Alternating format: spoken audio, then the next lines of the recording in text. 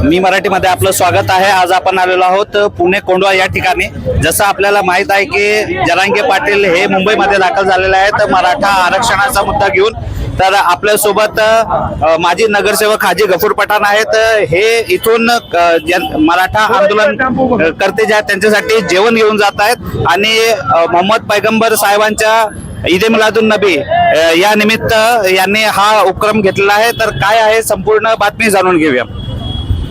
आज मराठा बांधव मुंबईत त्यांच्या हक्काच्या लढाईसाठी थांबलेला आहे, जमा झालेला आहे आणि मोठ्या लाखोच्या संख्येने त्या ठिकाणी त्यांचे नेते जरांगे पाटील उपोषणासाठी बसलेले।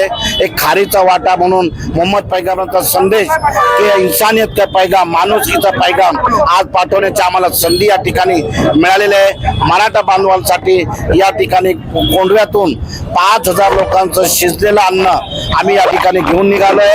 एक खारीचा वाटा, एक माणुसकी या नात्याने मराठा समाजाला त्यांच्या हक्काच्या न्यायासाठी आमचा जाहीर पाठिंबा आहे। आपल्या सोबत ताई आहेत।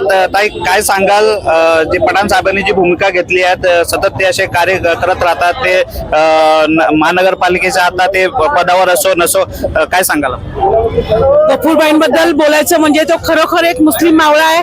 आज जुन्नर तालुक्यात जन्मलेला हा शिवनेरीच्या पायथ्याशी जन्मलेला हा मावळा मराठा समाजासाठी अतिशय काम करत असतो।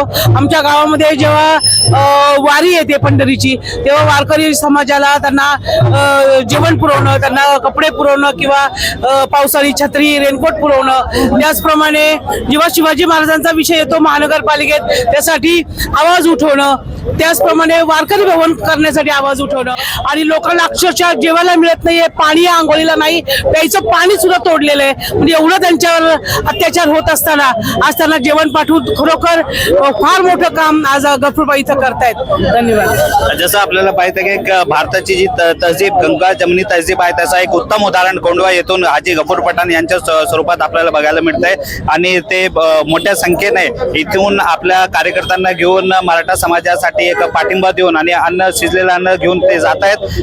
पुढे त्यांचा प्रवास कसा राहील हे बघण्यासाठी आपण पाहत राहा मी मराठी। मी आझाद कादरी, मी मराठी, पुणे।